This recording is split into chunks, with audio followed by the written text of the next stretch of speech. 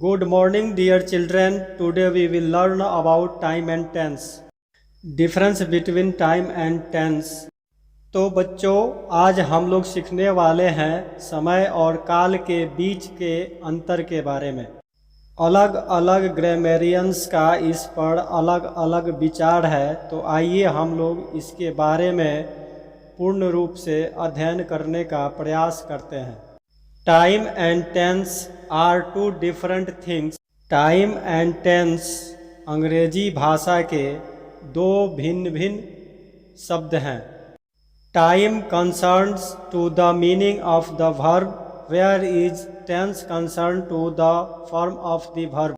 Time का संबंध क्रिया के अर्थ से होता है, जबकि टेंस का संबंध क्रिया के रूप से होता है।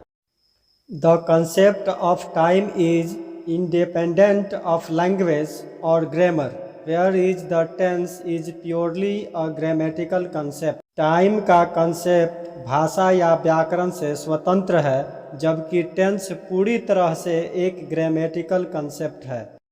By the time we mean past time, present time and future time. All over the world it is represented by past, present and future. Time से हमारा अभिप्राय बीते हुए समय, वर्तमान समय तथा आने वाले समय से है। पूरे विश्व में इसे भूत, वर्तमान तथा भविष्य से निरूपित किया जाता है।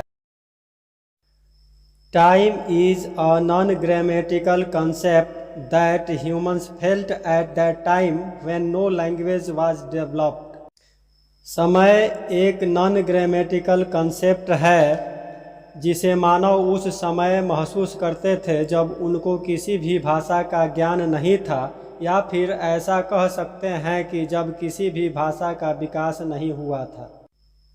To understand the difference between time and tense, let's consider a sentence. Time और टेंस के बीच के अंतर को समझने के लिए हम लोग एक वाक्य पर विचार करते हैं। जैसे Mayank is buying a car next year.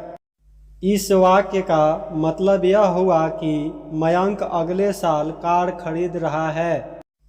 The verb of this sentence is in the present tense, but it is representing the future time. इस वाक्य की क्रिया प्रेजेंट टेंस में है, लेकिन यह फ्यूचर टाइम को निरूपित कर रहा है। If the time and the tense would be same, then present tense would give the sense of present time, not give the sense of future time. यदि टाइम और टेंस दोनों एक ही होते तो प्रेजेंट टेंस से प्रेजेंट टाइम का बोध होता, फ्यूचर टाइम का नहीं। Through this sentence, Mayank is buying a car next year, it became very clear to us that time and tense are two different concepts. इस वाक्य के माध्यम से हमें यह पूरी तरह से स्पष्ट हो जाता है कि टाइम और टेंस दो भिन्न भिन्न कंसेप्ट्स हैं। Now it is clear that in English language there is no form of the verb in future tense. अब यह भी क्लियर हो गया कि अंग्रेजी भाषा में वर्ब का फ्यूचर टेंस रूप नहीं होता है। For this reason, the tense in the English language is divided into two parts.